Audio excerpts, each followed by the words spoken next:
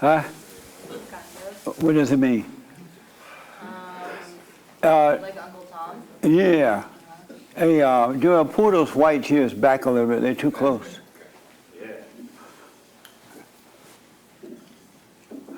So, Tom like a mug mean what? Something to do with Uncle Tom. Have you ever met an Uncle Tom? I don't think so. You say you haven't? You never met an Uncle Tom? Well, hello. I was gonna say I've heard you called Uncle Tom. Right. Hello. All right, we're streaming and we're going to get started in about 30 seconds or so. Okay. Who else is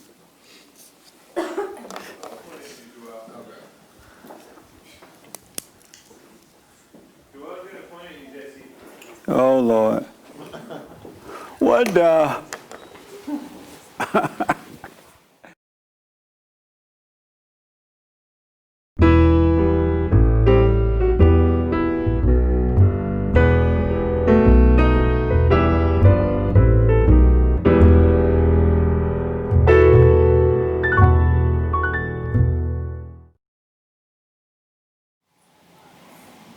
Good morning. Welcome to church. I'm Jesse Lee Peterson.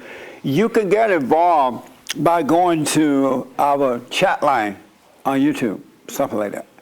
And whatever your questions, comments may be, I will get to them, all right? And good morning to y'all. Thank you all for coming. It's raining like a mug. And I'm Tomming like a mug. I have a t-shirt that says, Tomming like a mug. Oh, God. So, any questions, anything? A lot of new people here, and any questions, anything that you're dealing with or whatever, before I get rolling, because that's what we do here. Right here, Esther. And then we'll come to you. Actually, I had a question from my mom, who's probably listening. Hi, Mom. Can women know God like men? Yes. Yes. They can. Especially if they're not married, because if they're not married, they can go straight to him. But if they are married, they have to go through their husband. Okay. So yes. She told you to ask me that? That's amazing. Yep. How are things with you and your mother now? Amazing. Amazing. Yeah. Good, man. Yeah, I mean, it's interesting, like, our relationship, I mean, she lives out of state, but, you know, it's definitely seems like a different relationship. Yeah. Yeah, I feel much more like a man and less like a baby. That's right, man. Well, good. That's a good question, too. Right here.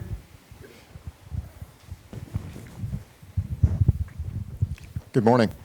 Good morning, sir. So my question for you is about dealing with evil in our world the right way. Yes. So it pertains to last Sunday's service. He white. So it pertains to last week's service, Yes. and then a feature you did on your show this week about the teacher in Utah, the substitute teacher that was fired for talking to a 10 or 11-year-old boy about homosexuality. Right. So my question is, you had said basically in last week's service and kind of leading up with your biblical question to, hey, we need to stand up, we need to speak out, we have the right to speech, or right to speak, don't give up that right. And then when this woman does it, the world reacts the way I would expect the world to react. Right. But then you said on your show, it's like, I don't think she should have said something. So I'm trying to discern or understand what you mean by standing up to evil, but standing up in the right way. Okay. Does that That's make a sense? good question.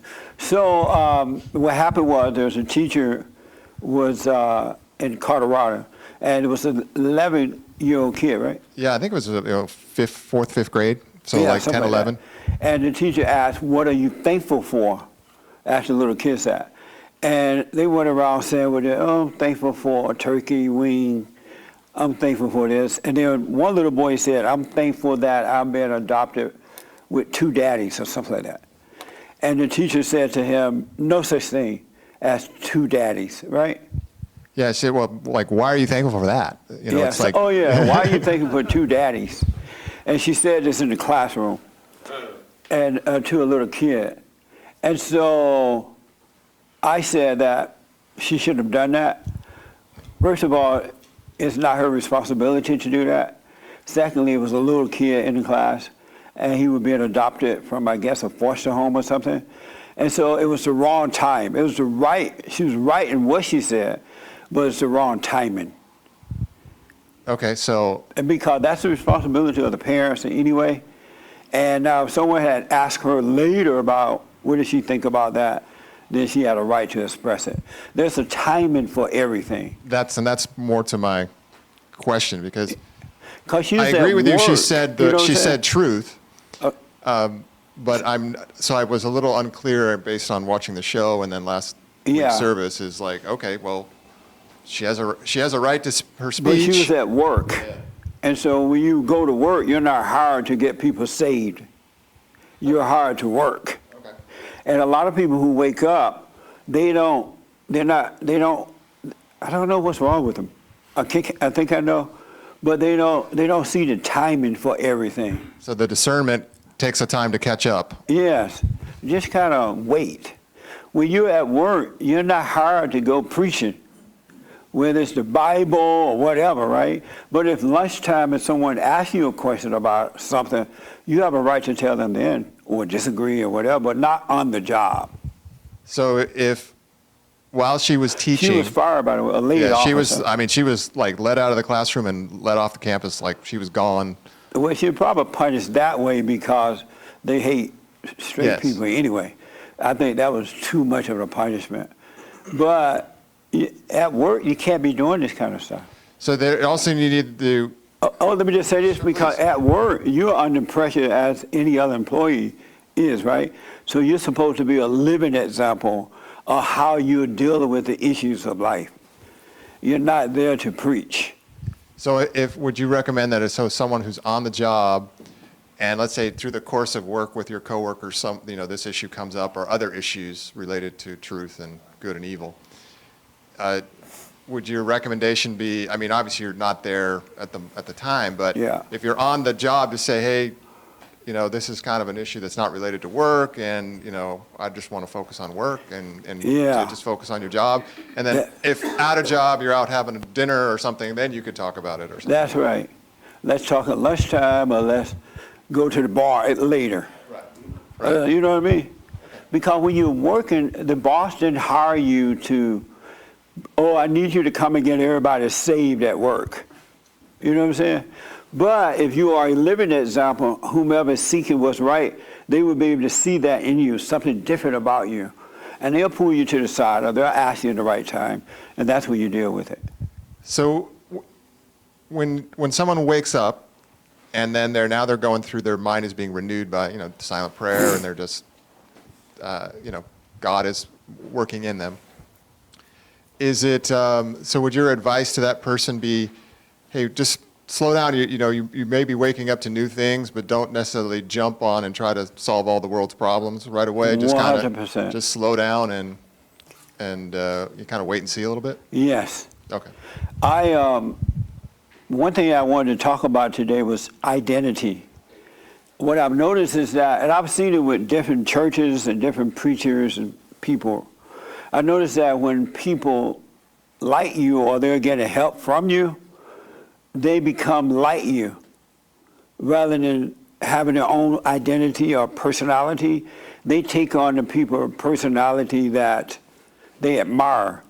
For an example, I just discovered that there's this one person that have known me for a long time, and that person has truly taken on what they think my identity is. They talk to people like they think I talk to people, and they deal with stuff the way I had no idea it was that bad though. But they have truly taken on what they think is my personality and my identity, and it's not working for them. And so when it doesn't work for them, they get mad at the other person, because I have a tendency of just talking to people about anything, right? And most of the time people don't get mad. They learn from it. But this person has taken on my identity, and so when they communicate with people, they're asking them all about their personal business. They're not just having a conversation.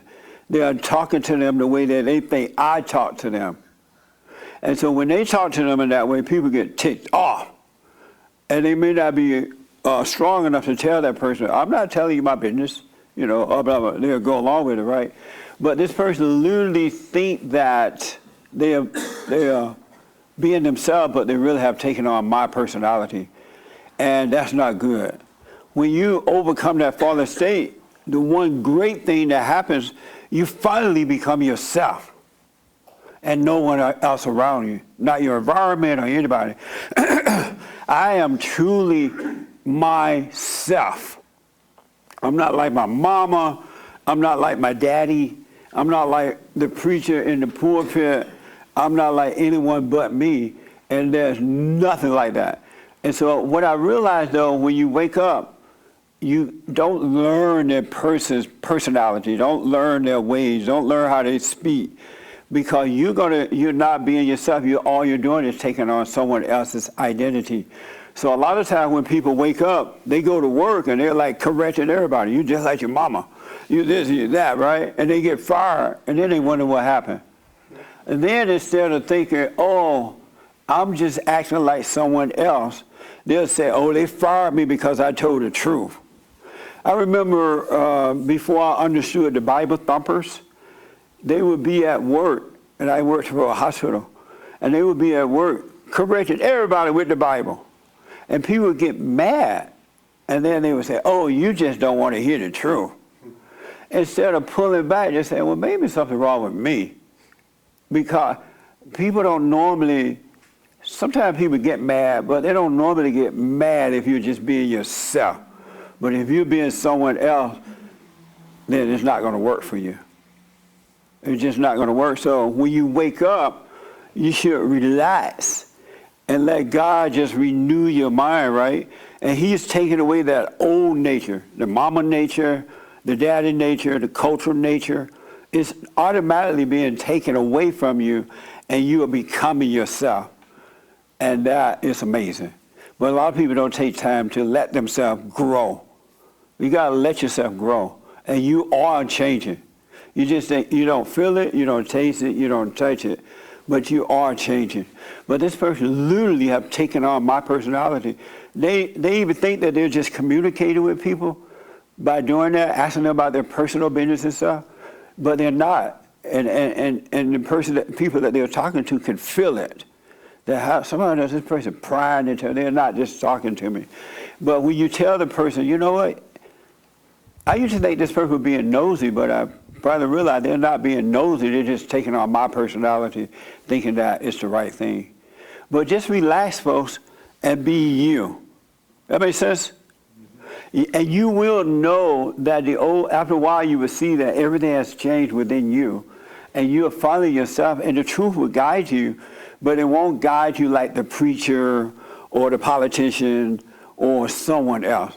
It will guide you the way you are with your personality. And then it will work. That makes sense? Yeah, thank you. So did you jump on someone at work? No, I was just, I had a little bit of a reaction when I listened to your last week's service online, and it was really good. It was really helpful. And then that story came up, and I saw, you had your experts on, and you all talked about it. Yeah. And then I was like, well, wait a minute. He said one thing on Sunday. It occurred to me like, you said one thing last week at church service, and then another thing during the show, and I was like, well, I didn't get it, so that's why I'm asking. Yeah. No, the teacher was at work. She was in a classroom. A little kid just said he's thankful for his two daddies or whatever, right? Adopting him. Now, she knows that that's abnormal. It shouldn't be that way. But that wasn't a time to pounce on the little kid about that. Plus, she was at work. Okay. That make sense? I mean, I definitely get the at work Do you component of it. disagree with it at all, though? I don't disagree with it, no. And the story, I know the story is biased from the world, right? So them reporting on what actually happened in that classroom, we don't know. And Right. I don't. That's right. And I don't trust what everybody's saying about it. Yes. And the follow-up to the article of all the townspeople putting hearts on the house of, that to me is like, okay, these people are just decided we're gonna, Satan we're welcome here. You're welcome in our community. Yeah. We're putting hearts on your house. I know, it's a mess. So, I mean, in that respect, Have of you evil. ever taken on anyone else's, someone that you admire, have you taken on their personality? And you start talking like them, acting like them, but thinking you're right, and then when people get mad at you about it, rather than taking a look at yourself, you say, well, you're just crazy. I think it's actually seductive once you start listening to your shows and the Savage Moments and all these kind of things. It's very seductive to use terms that you would use, or sayings that you would use, because, I don't know if you've ever had I don't mind the saying things, but you have to be you, though. No, I know, I totally get what you're saying there. People saying, like Joel says, what the? Right. Now I found myself saying, what the? Even in my sleep. I'm like, what the? No, I totally get, so like when you were saying that story, what occurred to me, this person who's idolizing you actually never even listen to you, because you always say, come back to yourself, not come back to Jesse. Right. Come back to your father, God, and then come back to yourself. You don't saying, come back to God and then follow Jesse. You're not saying that. So I'm like, the guy obviously wasn't listening to you. I mean, he was either listening and not hearing, or hearing and not listening, one or the other. It's interesting. I know a church way over yonder on the other side of the world. And the preacher was right in what the preacher was saying, but the congregation was picking up the preacher's words and personality. And they would just run out and just pounce on everybody with the words. And people were getting mad. They would fight amongst each other, because you can tell when the person's a phony, they're not themselves. They're acting like someone else, but they can't see that they're acting like someone else. It's so weird that you can't see that you're acting like someone else. Well, I think it's you bring up a bigger problem in the Christian church, the modern Christian church, is that people go to a church, it gets big because they like the pastor. Right. It's so, if that pastor changes, or something changes, then the people leave and they go find another church with a pastor they like to listen to. And then take on that person's identity. Right. So and then if that person do something wrong, they go into another church. Right. There'll come a time, and hold on to your thought, there'll come a time in life when you wake up, that's it. You just grow. You don't have to keep running from church to church, to pastor to pastor. You just fellowship wherever you are, right? Because you have found your own identity through God by returning to Him. So you no longer have to look outside for any answer. Everything you want and know is inside of you, and you're going to know that. You don't have to keep, just because someone sound good, the next person sound right and sound good, you're not going to run now to that person, start promoting that person, trying to take on another identity. If you are doing that, it means you haven't found what you're looking for. Even in my worst days, when I was in a fallen state, I have never taken on someone else's personality, except my mama, and I couldn't help it there. I was a kid.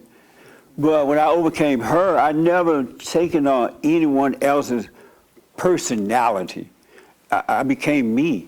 And that's what we want. We want to come back to ourselves. But go ahead. No, that's all I have. Have you ever done that? Probably when I was in the fallen state, yes. I can't think of a specific example. Yeah. I mean, I know I've looked up to people, like when I was in, maybe high school or college, probably looked up to people, certain, football coach or a certain instructor. Yeah, you can admire people, but you don't have to take on their identity. You have to I don't know, I can't think of it. But using your terminology, I was so beta then. I mean, it wouldn't have mattered. I mean, it was just, I was just in my own fallen state. In this particular church, I was new to it, and these people are so crazy. But when you tell them they're crazy, they think you're crazy for telling them that they're crazy. That somehow or another, you just don't want to hear the truth. But if everybody's telling you you're crazy, you're crazy. And they will quote the preacher, and they will pounce on each other with what the preacher said. You hate your mama, you hate your daddy, this and that, right? I'm like, what the? So be aware of that. if everybody gets mad at you for telling the truth, there's something wrong with you. All right? Just be aware of it. One thing I noticed, once you wake up, you are guided by the light. And the light is not, it's just the love of God. And it's like you can just see when to, when not to. You're relaxed through life. You're not waiting to pounce on people. And when you talk to people, you still can just have a regular, boring conversation. You know what I'm saying? How's the flowers? You don't have to have deep conversation every time you talk to somebody. The only time you do that is you have not found yourself. You're acting like the person you have identified with. You know what I mean? It's an interesting concept. I've not really thought of that in that terminology. I mean, I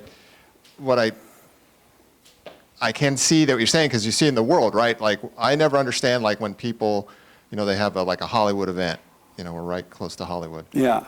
And you get all these people lining the streets, and they're jumping up and down and crying, and and I'm like, what's up with your life that you have to go idolize Taylor Swift or some other star? Right. And I'm like, yeah.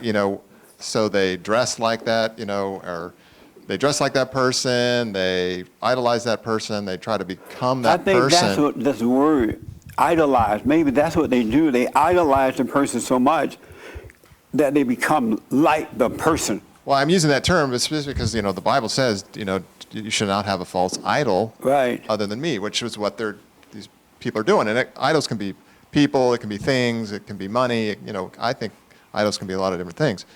But this idea that I want to become so much like this person is their God, right? It's if XYZ star or politician or church leader says it, then therefore I must go off and do it.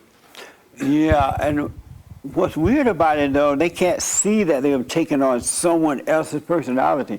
They can't even see it when that happens. And when you remind them, hey, you're being stupid, you're being like somebody else, that's not right, don't do that, they'll argue with you because they're protecting this false identity. And it's weird that you can't see that you've taken someone else's identity. So do you think that's what's happened to the black community? That in the 60s, it took on the identity of the leaders? They took on the identity of the so-called civil rights movement, so-called leaders, absolutely. Because prior to that, everybody was themselves for the most part. It may be like your parents or something like that, but you didn't take on the world's identity. So what causes someone to do that? I mean, you can say, the fallen state. I think because, like, when I love hearing people who have overcome things. I love hearing about stories of when people start businesses, all the stuff they went through and how they got there. And so when I'm hearing it, it just goes in one ear and out the other one. I'm not holding on to the information, and then I'll go out there and just start repeating it and pretending like it's my information. I think a lot of people hold on to successful people information or something, and they start admiring that person, and next thing they're acting like them. They lose themselves and become like them, but they don't realize that they are, and they'll beat you down to say that they're not. And I just don't see it. What did you say about that today, this morning? About what? You can't see that you have somebody else's identity. Oh, I think that you kind of have an inkling sometimes that this is wrong, but you generally ignore it. Like every now and then you'll have a warning sign that you should have heeded, but you didn't. And so like I think people kind of know that they're... Over the years, I've known many situations where roommates have roomed together, and at least one of the people in that roommate situation took on the preacher's identity, and the rest of the roommate hated that person because all they were doing is correcting and repeating the preacher. But the roommate thought that they were being themselves. They really thought that they were themselves. It had gotten so bad that I remember one situation where they had plotted to kill the roommate. I'm going to kill him. Because the roommate was just evil and didn't realize it. They just thought, the roommate would say, well, you just don't want to hear the truth. But they're like, no, you irritate me, stop it. Because the truth is not going to work through a fake person when you've taken the identity of someone else. You have to be yourself. All right? That's why you shouldn't hold on to anything. So I just want to clear up, though. People say little fancy things that you pick up. Like, what the? Or he white, he black. That's not what I mean. I mean, like, when you lose yourself and you become the other person, that's the problem. But we always gonna, you know, you'll always say, whatever, when he run out, he has no answers. When he see that you don't understand, he'll say, whatever. And it's over, right? And that means the conversation. I used to wonder, what do you mean, whatever? But it means the conversation is over. So it's nice to say whatever now. But I'm not Joel. And the thing I love about Joel, too, is like, he is himself. He's like really developing into his own. And I see other men and women doing it too. And that's the way it's supposed to be. When you turn to God, you're overcoming that fallen state of taking on the identity of your environment, your family, your neighbor, the cat, the dog, the horse. I know people who act like a horse. They love the horse. Oh. You speak negative about that horse, you gonna die. You don't identify with anything, really. And it's in you. Let me take here, and then I come here, and here. So I used to have it really bad. It was me. I took on everybody's personality. You sure did. I did. I had it real bad. Francisco and I were friends for a long time. Whew. He had it bad. He had it so bad, I hated him. I was about to give up my religion. So this is where it started. When I was a little kid, I knew who I was, and I liked me. Yeah. And I used to be me. And my father kind of whacked me out of that, took that little me out because he was, doing his thing, and it traumatized me. And then I didn't know the me inside of me. Right. And then I started, I didn't like that me. And I used to look down on me. So I liked other people for what they had. I says, I want to be like that. I want that.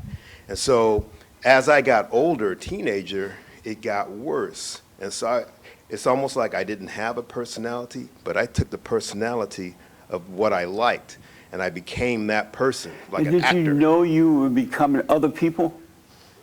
This is what I wanted. I hunted it down. I want to be like that person. That person is smart. That person is confident. So I took that on, and then when that was done, I would look for somebody else. And then I would talk like that person because that person said something really smart and really sharp. But I didn't know if that person, man, what are you talking about? That's not your words. But then So you wanted to be like someone else? I wanted to. I hunted it down. You can't do things like that unless you have you covet it. You want it. That's why in the Bible says, thou shalt not covet. You should not covet anything. It's amazing that you could become like someone else and not know it. And even if your best friend try to tell you, you know what, you're not yourself, you need to sit down. You don't even want to hear it. You get mad at the people that care about you just telling you you're not being yourself. That's crazy. And so wanting that and being that person, you'll never give it up. And the only way you can overcome it is to die. And it feels like a physical death because you're letting your personality, your wisdom, and then you realize, that's not really your wisdom. That's somebody else's that you're parroting. And so once I realized that, it's very humbling. It's the only way you can get through it is to humble yourself, that you're nothing, that all this is that you're getting is nothing, and it's not even yours. You stole it from somebody else. And amazing. So when you realize that, then that's the way you can get out of it. The spirit is willing, but the flesh is weak. Yes. Let me take here and then Ed. No, here first. Yes. I kind of forgot what I was going to say, but kind of talking like with what he was A saying. little louder for me. What, You know you don't speak that soft. No,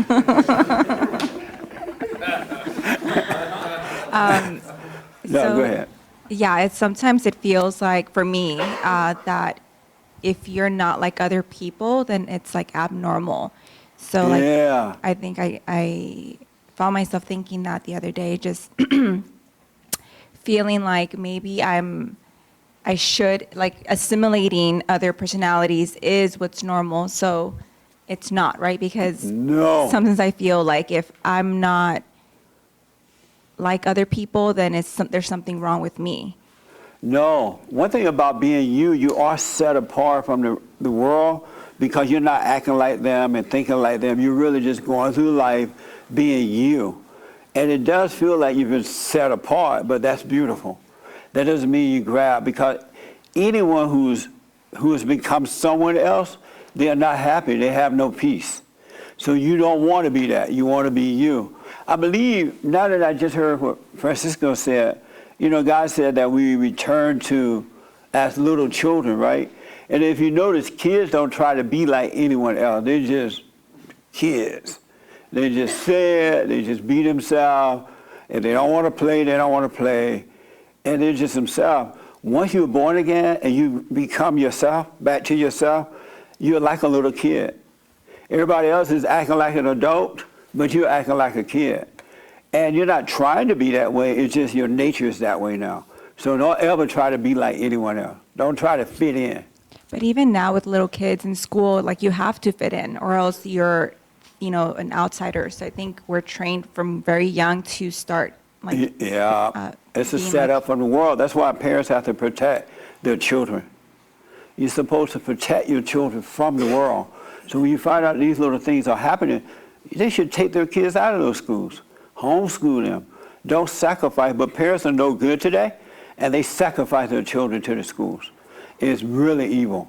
You're absolutely right about that. I also wanted to say that as far as, like, people listening to your message and Say what now? Repeat that. with people listening to your message and trying to assimilate you and be like you, I do think that a lot of men, they know the knowledge that you're giving them, and they know about it, and they like talking about it instead of just being it. Like, and I think that's the problem. Yeah, just That- relax. You know, just relax. And there'll come a time when you talk truth. There'll come a time when you talk smack. There'll come a time when you just don't talk. You know what I'm saying? Just be you. Don't try to fit in. Don't try to be like, watch yourself, and you can see what you're doing. That's why it's so important that you know yourself. I keep an eye on myself at all times, especially after all these years have gone by. I know how to do it now. Just watch myself without an opinion, and everything is taking place. Yeah. And again, don't try not to be like anyone, because if you try not to be, now that I've said this, everybody's going to try not to be like the preacher or anyone else, right? You're going to mess up that way too. It's enough to just see, and then seeing it changes it. Oh, I'm acting like Jesse, or I'm acting like the Pope, or I'm acting like the drag queen. Just see that you are, but don't be mad that you are. Don't try to change it. We can't change anything. We just go from one thing to another, right? Because we are a spirit, and it's enough to see it, but don't judge yourself. All right? And say, oh yeah, I'm taking on that personality. But don't hate it. Don't try to fix it. Don't try to change it. That makes sense? Yeah. Yeah. Oh, here and then here. Okay.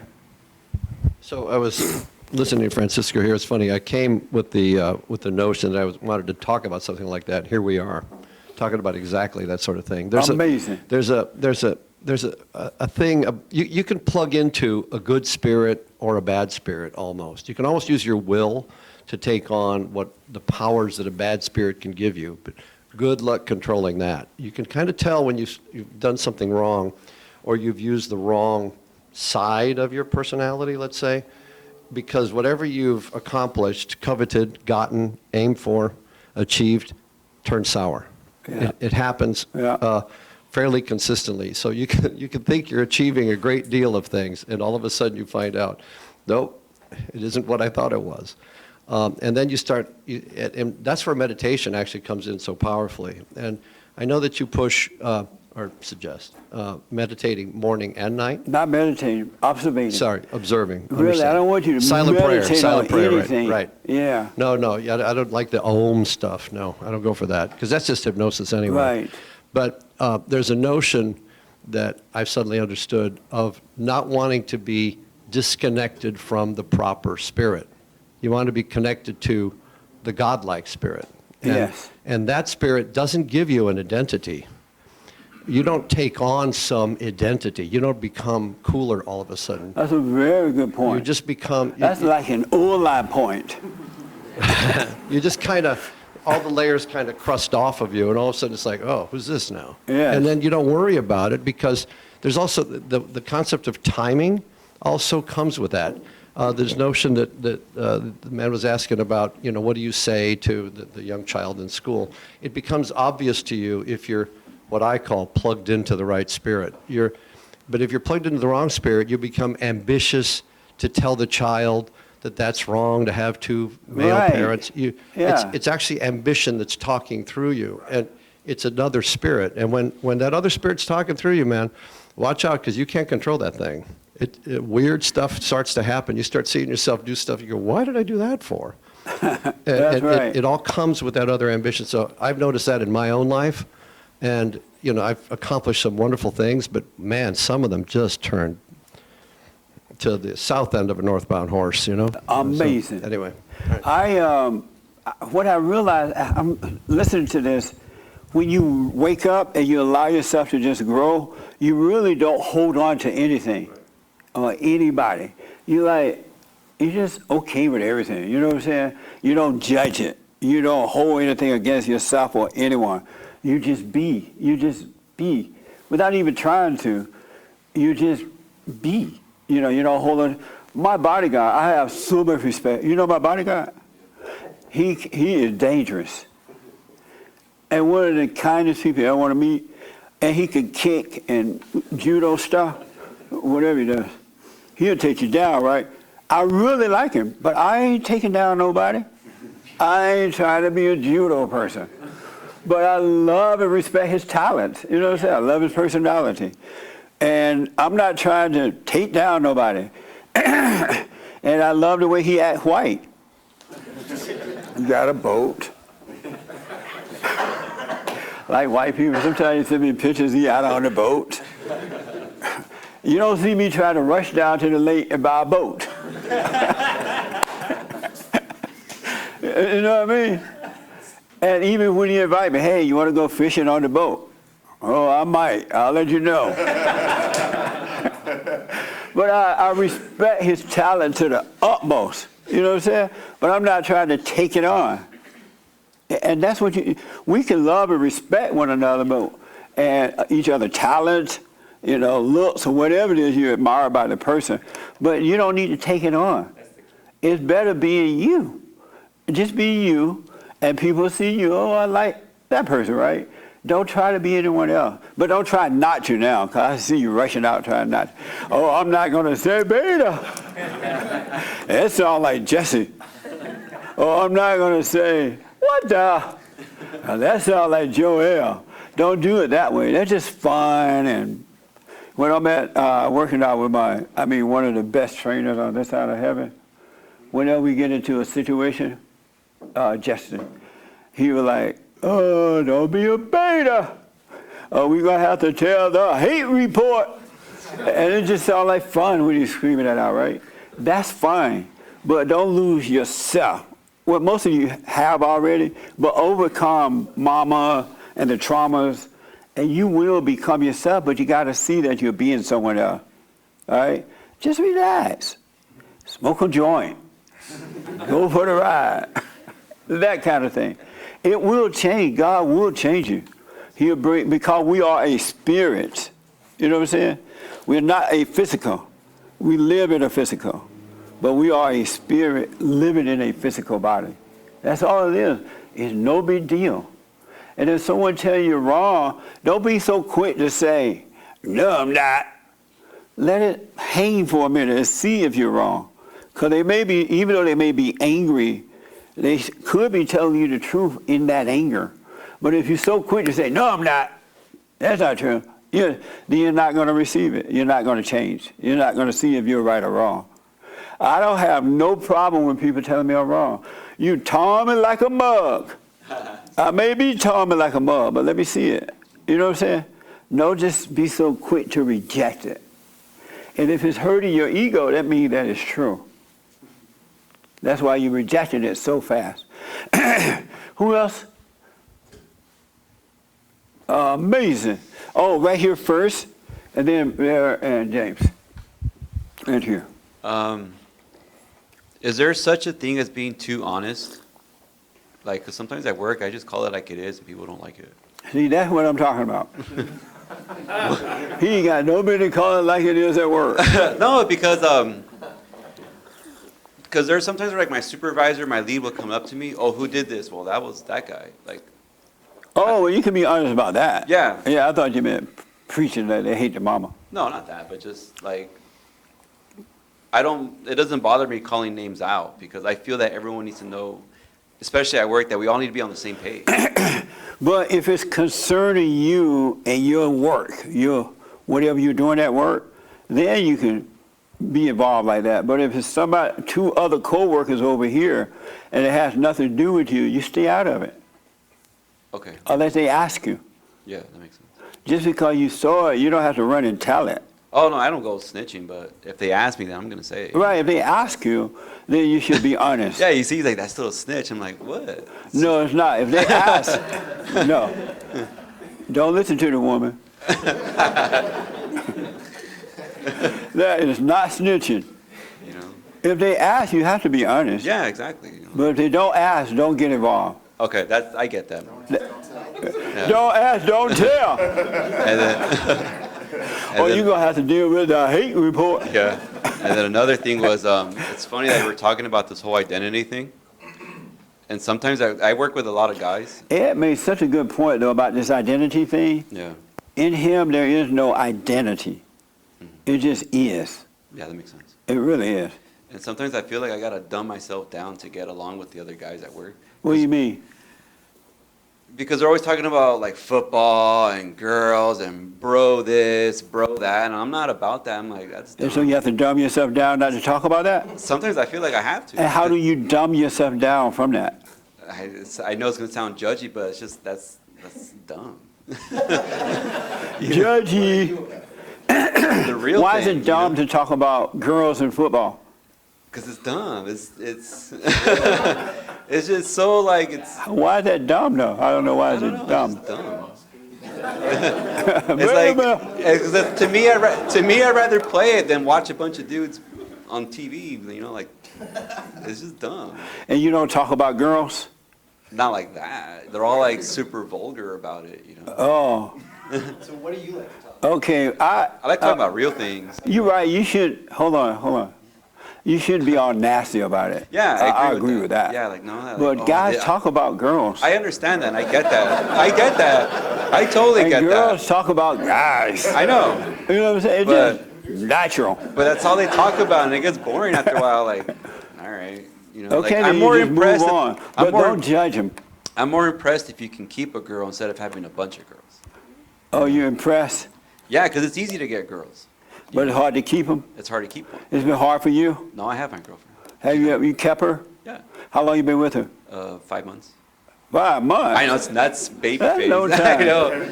See but- me in another 5 months. Okay. You know, but. All right, but no, here's what it is. Don't have any judgment of anything, Yeah. right? And you'll see right and wrong. You'll know what's right. And just let it go in one ear and out the other. Don't hold things against people because they can't help it like you can't help it. So if they're talking about football and girls, let them talk about it. Don't judge them. Yeah, I know. And don't dumb yourself down. All right? All right. Okay. I'll come back. Let me just say here first. Yes, sir. And then James, and then here. So when I was a little kid, I kind of lost that thing. It was because of the anger and resentment, and so that was void in my life. And what I started liking other things that I saw and people that I saw, and I would pick up their talking and their sayings, and then I became prideful and I was proud.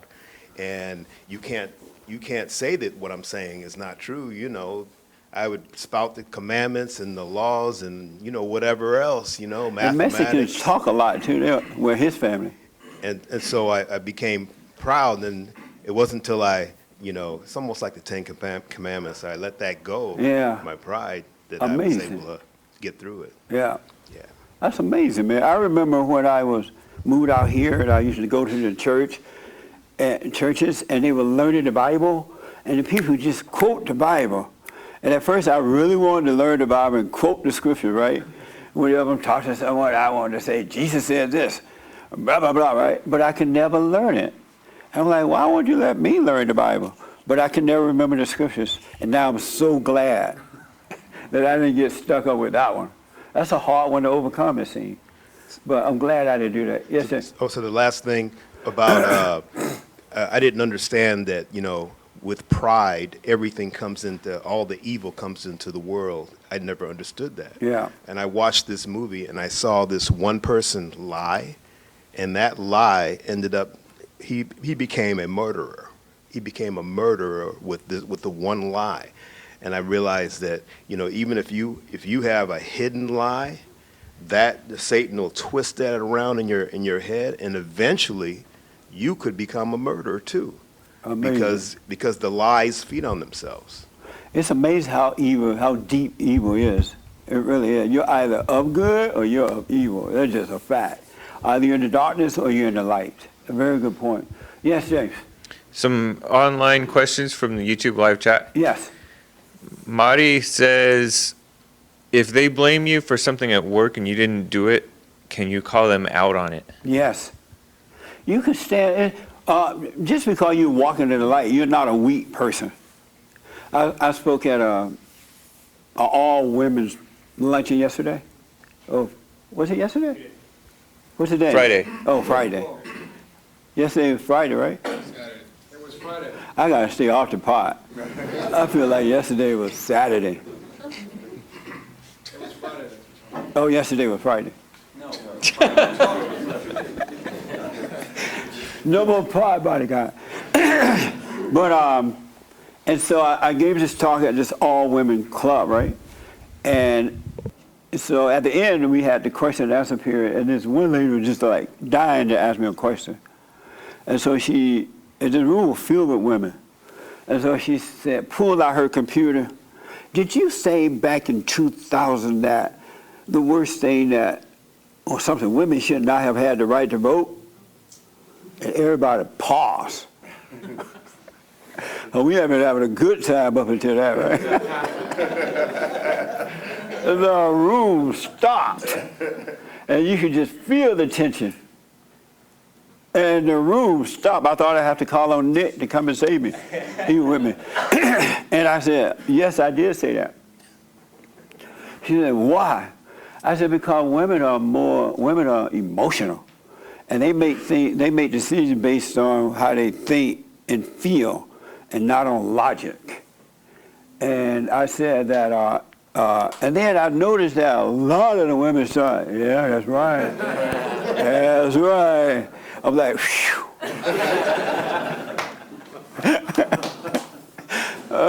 A lot of the women started agreeing. And then one lady said to me, you know, you're right, but conservative women tend not to be that way. And I said, if they grow up close to their fathers, if the girls grow up close to their father, they will be logical. And they will make logical decisions. But if not, they're emotional. I even said, look at the world now. It's going to hell in a handbasket with all these decisions that these people are making as they take over the politics and stuff like that. Everything. I said, you even have a black man saying that he has a husband in the public. And you never heard that before, right? But a lot of them agreed. And then one woman said to me, well, men are emotional too. You're right about the men. I mean women, but men are emotional too. I know emotional men. And I said, is that normal? I asked her, is that normal? She wouldn't even answer. She just walked away. But she wouldn't say, no, it's not normal. Or, yes, it is normal. She wouldn't answer the question. And I say that to say, you're going to see when to speak up, when not to, when to be quiet. There will be times things may happen and you may not say anything because it's not given to you to say. Even if it is wrong, just let it pass. It'll come back around. Just relax and enjoy your life. You're doing fine. All right? Yes, Dave. Texas asks on YouTube live chat, can you enter the kingdom of heaven just by asking, since the Bible says, ask and you shall receive? All I know, you got to repent. You got to see that you play God, that you're wrong. And once you see that you're wrong, you confess your sins on playing God, that's when it happens. You go and forgive. But I don't know, tell me to ask me, and if it happens, let me know. One more question. I asked many times, and it didn't happen then, so I had to repent. That's another thing I noticed, that a lot of people, they talk about being aware and all that, but they don't really say you got to be born again. You got to overcome the mentality of the mother and return to the father, men and women. That's just the way it is. You must be born again. Yes. Skip is asking. From Georgia? Yep. Georgia on my mind. Yes. Is there a difference between getting saved and being delivered from sin? I don't know. Those are Christian terms. I just know you must be born again. Really. I do want to tell you that don't learn the Christian way of living either. You know, you got to act a certain way, you got to be a certain way. Because when you become yourself, when you're truly born again, and you are yourself, it's nothing like what you've been taught the way a Christian should act. It's just, you just belong to a club, acting like a Christian. That's not anything that has nothing to do with God. Really, it really does. Don't let anyone teach you. Just, God will show you. Just come back home, whatever. Right here, I think, right? You still have your question? Yeah. Okay.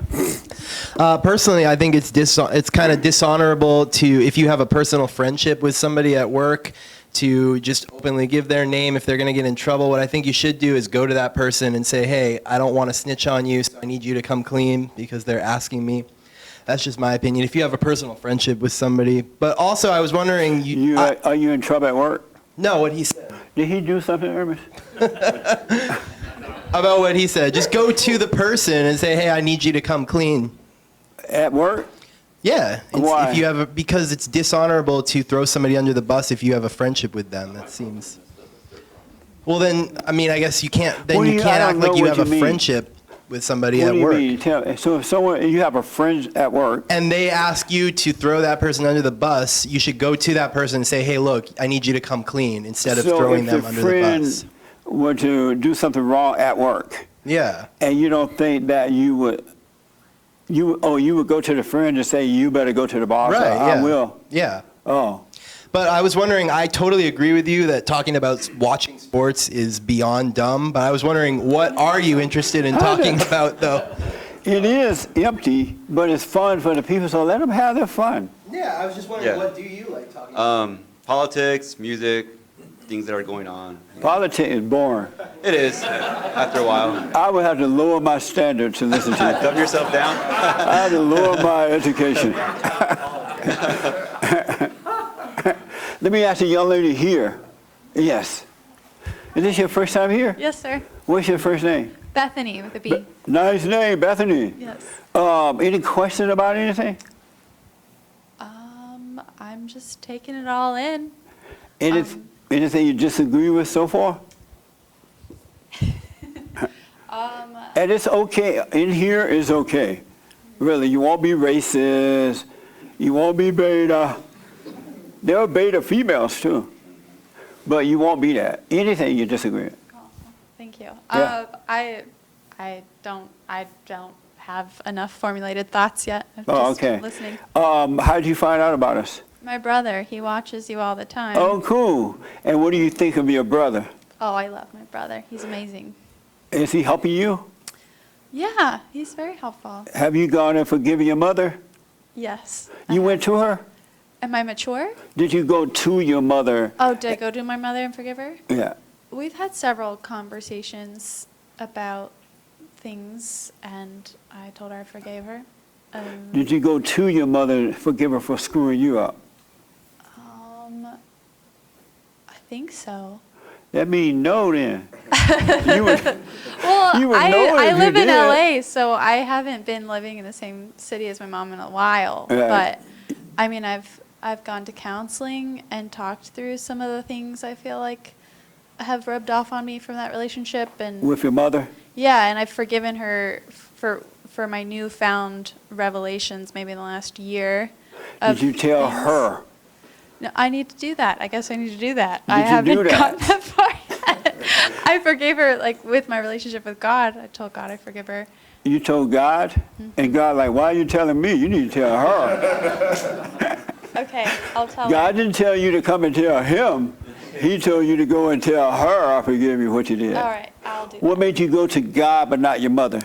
Well, I felt like God showed me an area of my life that was dysfunctional, and then he showed me why that was happening and like Right. where that came from in my childhood. And then I just been working on it. Have within. you ever read that if you have something against someone, go to them and forgive them, and I will forgive you? Yes, I should go to my mother and I should tell her I forgive her. Are you afraid to? No, I just didn't get that far in the process. I've just been trying to stop being dysfunctional. Well, that's how you stop. You got to overcome your mother. You're not yourself. Your brother didn't tell you to go to her? I don't think we've talked about this topic in length. Why before. didn't you tell her? I Beta. don't think this is on. Oh, you did? I take back the beta. I told. He told Speak into the me. microphone. He's Oh. gonna ask you that. So what now? I told her, and I tell everybody else that Jesse's probably going to ask you that. So did you go to your mother and forgive her? I actually did. So why didn't you tell your sister to do it? Because She looks up to you as a brother. You should. That would have been the first thing. You got to go and tell mama, not some psychiatrist or some counselor. You got to go so God can forgive you. it's beautiful. Why didn't you tell her though? Huh? Why didn't Why you didn't tell Bethany? Well, I did it as actually like just a force of, I kind of like forced it because like I heard you saying to do that, and so I went and I did it, and it was hard. Yeah. I sat there and I felt nervous about it Right. first, and then I was Yeah. like, Mom, I forgive you for everything that you've ever done, and everything that caused me to maybe not be the way I'm supposed to be. Yeah. And what did she say? I think she was like, okay. She's like, whatever. Yeah, maybe it was kind of like, yeah. But, yeah, and I don't know how much that's changed me now, because I've not really been very angry at her. Right. I wouldn't say that I'm as angry as most men would be if they were in that So dysfunction. what did you forgive her for? What did she do to you? It's kind of personal. Okay, if it's too personal, don't. Well, no, it's, just maybe just her not being as responsible with the way she was dealing with the hard things in her life. In her life? Yeah, the traumas in her life, not really handling that well. Right, and that would affect you in a way? Yeah. In what way? I think that would cause her to be less able to be a mother and to be present, because I think people go to different things and kind of check out. Yeah. And then wear themselves out because. Did you tell her this? Yeah, we have those conversations a lot. We But try no, to. did you try to say, you get know her- what? I remember growing up, you were crazy. You checked out many times. I didn't know what to do. It affected me, and it still does. So I want to forgive you for what you done. You're crazy. Nutcase. Did you tell her that? Yeah, I think on the surface, I didn't go in deep detail about like that, but also she knows. Like we hold that stuff over her.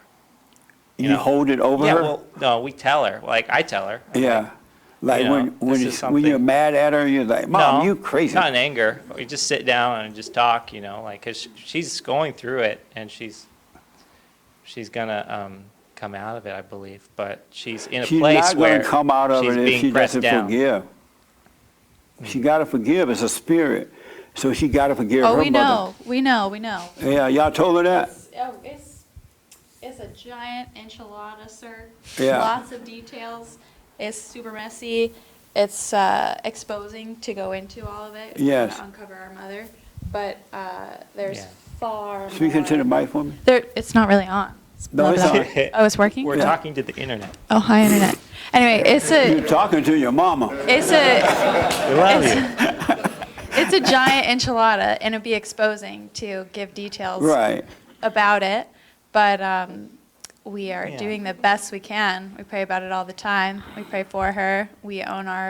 I've owned my sin as much You as own what? possible.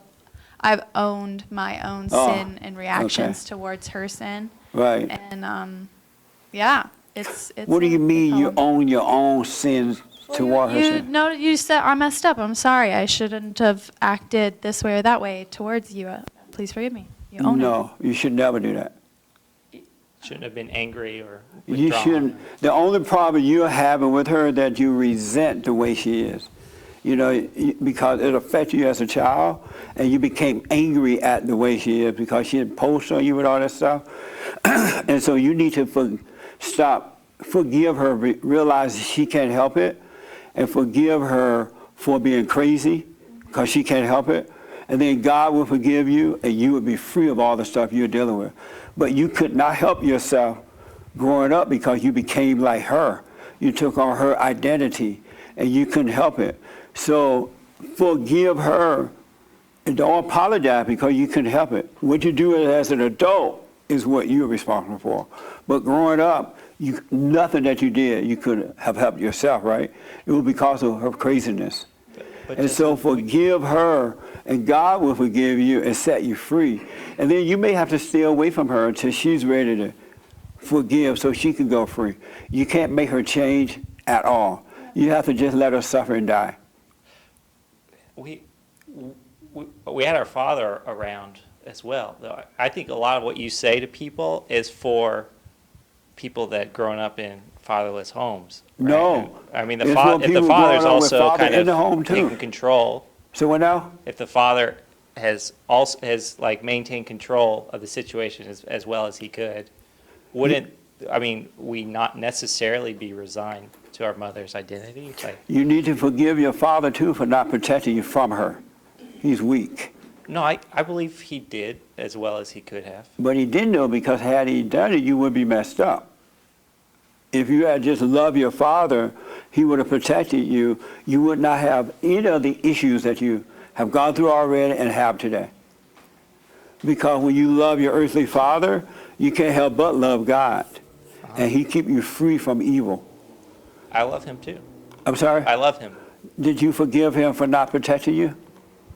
I wouldn't say that he didn't protect me. Do all men not protect their children all Right. the time? Is that what you're saying? That's right, unless they have overcome. Unless they have overcome when they get married, then they will protect their children from the mother and from the school situation, all kind of stuff, because they know it's a spiritual thing, and it's the man's responsibility to protect the family spiritually and provide for the family as well. He already know it because he can see what's going on. Yeah, But don't let Satan tell you just for a single parent home. It's for all homes. okay. Because a lot of men, most men are married to their mothers. What? That make sense? Yeah, well, yeah. I'm not It's sure. hard to say everything you're saying is adequately correct on how to deal with the situation because we can't tell you the situation. Right. Oh, okay. You're just looking at it, Yeah. thinking that this is how you should do it, but we're going, well, there's this factor and this factor and this factor that you don't know about. Well, we're talking private, but don't. I would like to say that what you do is phenomenal on Yeah. the earth. It's revolutionary and it's needed, and I really appreciate it. Like, You're welcome, I appreciate man. everything that you speak to everybody and get them to forgive their mothers, and that's And return to the Father. you're Very bringing important. in something new, and I'm glad. I feel like I'm on the basement level of it, just knowing you, because I feel like it's gonna just explode, and I'm really happy to have. I found you. am grateful. It's mind-blowing to meet men and women like yourself who are waking up from around the world. It's really mind-blowing. But it's so nice. As I've said, it's better than silver and gold, because once you wake up, you can't go back to sleep, and great things will happen through you. It really will. But if you want, we'll talk in private, but you haven't overcome your mother yet, it seems. And you need to really pay attention to yourself and be honest about why you resent her, so that you can forgive her for what she's done, and God will forgive you, and then you will never need another counselor. He will guide you. That would be really nice. Yeah, he will guide. But we'll talk. Thank you, sir. Thank All you. right, okay. Yes, sir, in the white shirt. Yeah. I can't wait to talk to you. No, I'm kidding. How you doing, buddy?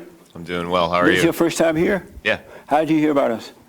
I've just been watching your show for a while, and some other people that you interview and things like that. I follow them as well.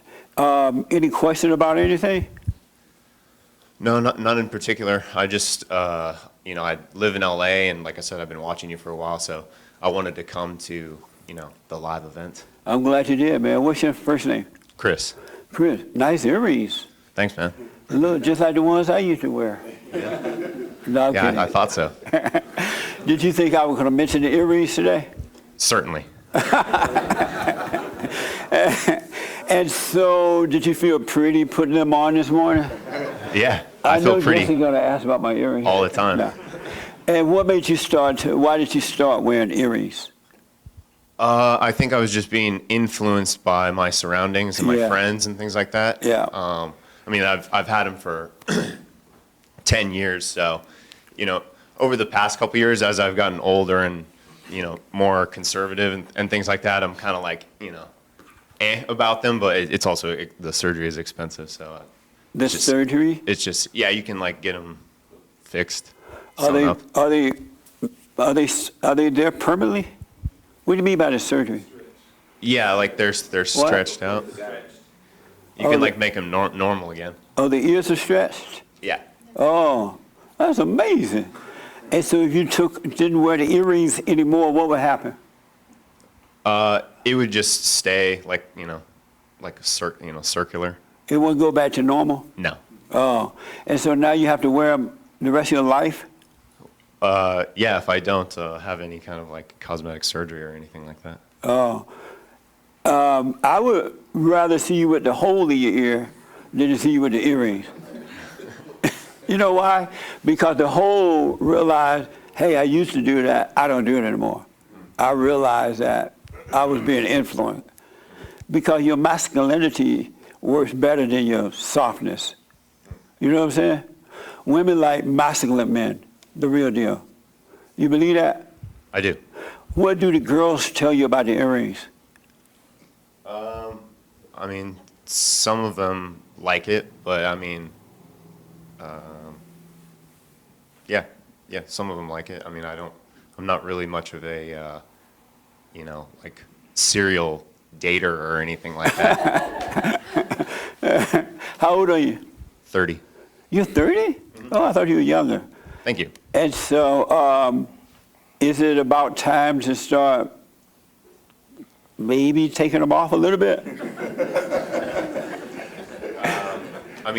Sure. I just think it looks kind of weird to me without them in. So, Right. like I Because said, I'd rather just get it fixed too. Oh, okay. Any questions about anything?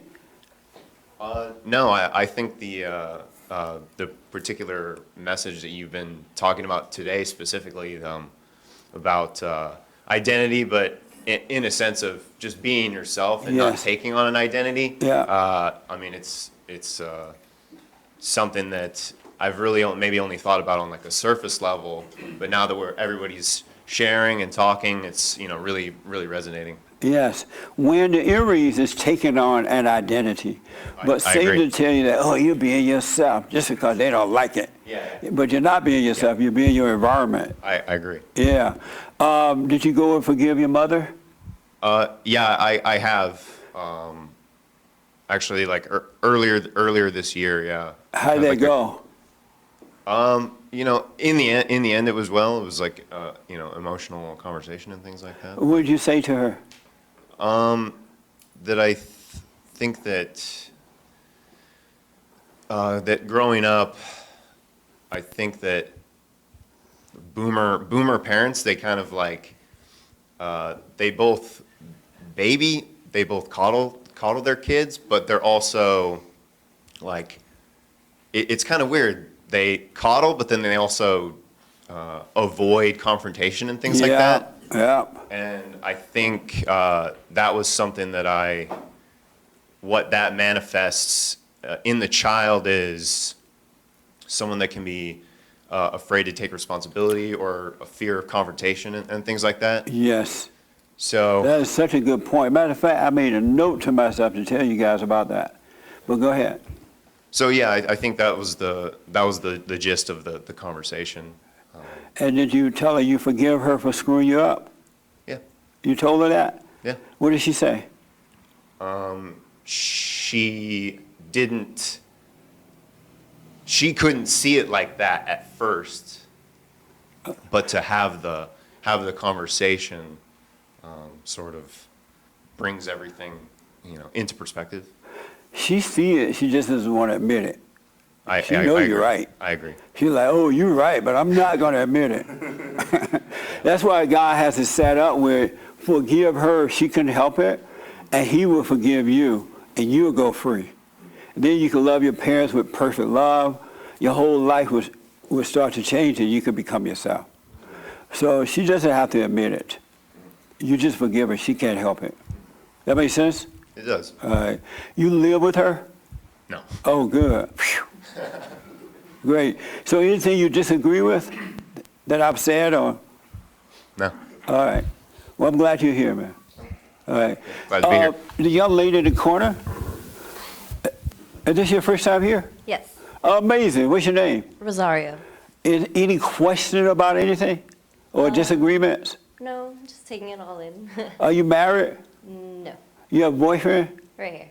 Oh, that's your boyfriend? Yes. Is he beta or alpha? I don't think he is. Ooh, that means you're beta.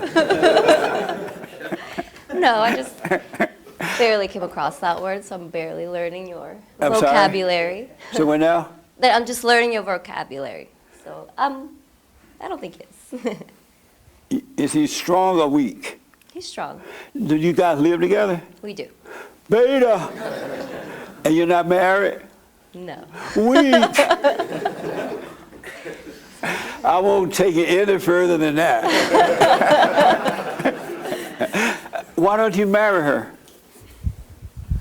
I haven't decided to marry her yet because of just through like the past experiences with my my mom. She went through 2 divorces, and so the idea of marriage scares me to the fact that it's problems on both ends. It's problems that doing the wedding, getting all that organized, and then at the end of the day, you're dissolving all of that.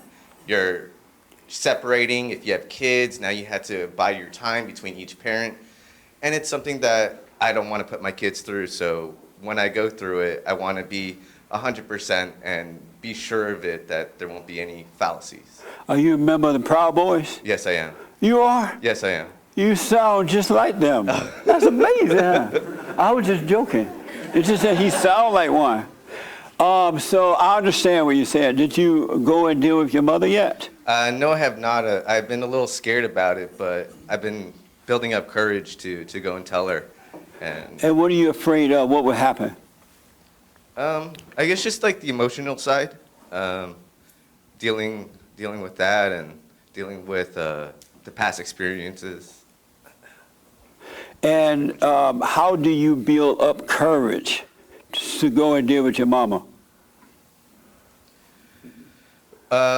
running through the conversations in my head, the different types of things I might say, how she might react upon it, and trying to figure out what would be the best way to say something that doesn't come off as me showing resentment or anger towards her, but coming from a complete spot of just honesty. And how long have you been working on this courage? Maybe like 5 years. It's not going to happen. No, it will. That's not how you build courage. Not that way. Not that not in that sense. No. Right. And You then- got to go to her. When you realize that you resent her for what she's done to you, you got to go to her, and you got to be shaking in your boots. Yeah. And all adults are afraid of their mothers because they resent the mother. They're angry at her. And when you have anger, you have fear and doubt and worry, right? And all that stuff. And so Satan is working your mind to keep you from doing it. Or if you do it, to do it in the wrong way so that you won't go free. You got to go to your mother and just say, you know what? I've come to realize you screwed my life up. And I've been resenting you for it. I realize you can't help yourself. Because all the stuff that you're going through and thinking about, that's just the way she thinks and the way she feels. You're just like a woman. You have a woman's mindset and emotion. You become like your mother, right? So you got to go and forgive her so you can overcome her. And don't ask for forgiveness. Forgive her. She could not help herself. Her mother did it to her. And then you would go free, just like that. Everything would start to change. And forgive your father for not protecting you. I can't. He died when about 5 years ago. Yeah. And then he left me when I was about 5 years old.